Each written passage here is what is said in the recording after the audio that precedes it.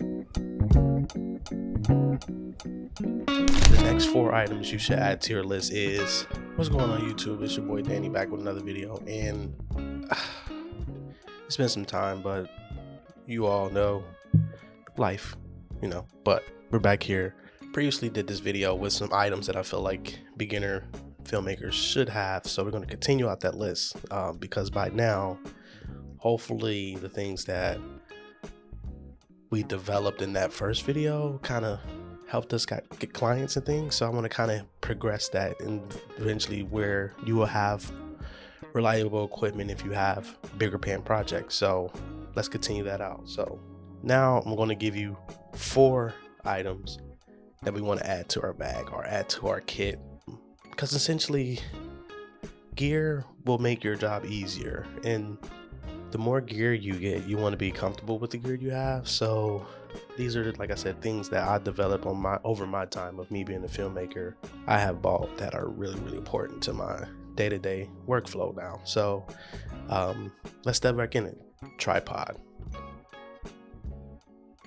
The best tripods cost a lot of money, but you can get you a basic one off of Amazon. I have a Coleman tripod.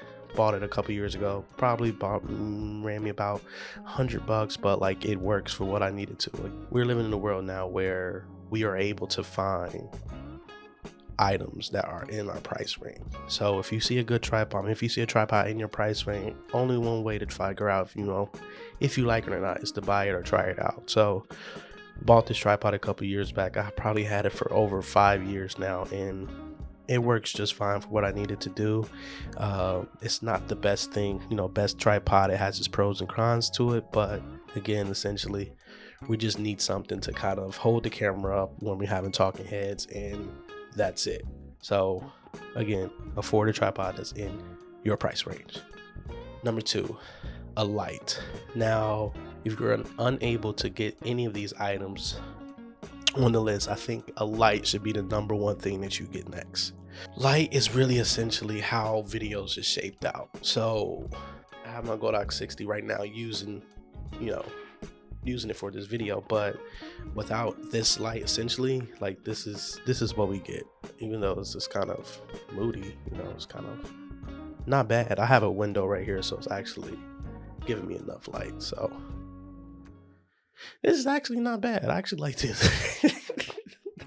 But you get the concept. With the light, it gives you proper exposure, and essentially, like I said, what makes the look of your videos will be lighting.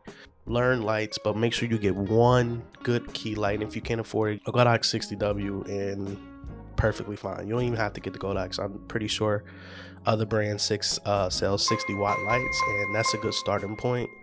And also too, they run you can get a good light for probably $100, okay? And then when you start to feel like you need more, you get more, so we're working on getting the 300C. Those are things you just work towards. You don't have to go out and buy the 600 or 300D like as soon as possible. Get you a good cheap light, work with it, learn it, and move on to the next. Variable ND filters, okay? And this is tricky because variable ND filters are great, but I really love cinema cameras that have variable NDs built into it, so you won't have to kind of screw this on a lens or not. But if you don't have that, because the Fx3 does not have built-in ND filters, you have to have variable ND filters. And the good thing about these are essentially just sunglasses for your lens, okay? When you're out on a bright ass day, you don't have the proper exposure, or it's too harsh of lights, that's where ND filter comes in at and kind of dims it down. So essentially, variable ND filters are sunglasses for your lens, okay? Move on. And then the last one, number 4, is a light stand. Now, it doesn't make sense for me to tell you to get a light and without a light stand. You can get some cheap light stands on Amazon. Amazon Basics have every single cheap camera gear that you need, but buy at your own risk, okay? Because when I say cheap, I really mean cheap. 3 newer light stands. These are more heavy duty. I got them for a pack of 3 for like $150 a couple years ago, and they work just fine. I did have a shit ton of the Amazon Basic light stands, but like again, they're so cheap, and I advise you, if you have the money to spend anything, I was spending on some light stands. If you can get some C stands, that's really good too, but C stands are usually more, so I advise you just get like some light stands, and I could put in the description of which ones you should get. Essentially, we all are beginners at what we do, and sometimes you don't have a lead direction on what to buy and what place of the buy things. You know, it's been some times in my career where I bought something that I shouldn't have early on in my career, but I haven't, you know. So essentially these videos are to help you not buy unnecessary things at the early stages until you get to that point on when you need certain things for your workflow or for your equipment. All right, but if I missed something on the list, let me know. Put it down in the comment section down below. If you did make it this far, put a thumbs up in the comment section. I really appreciate it. Make sure you like and subscribe, and I don't have nothing else to say, man. I appreciate you all take your time out to listen to my beautiful voice. Other than that, Danny signing out.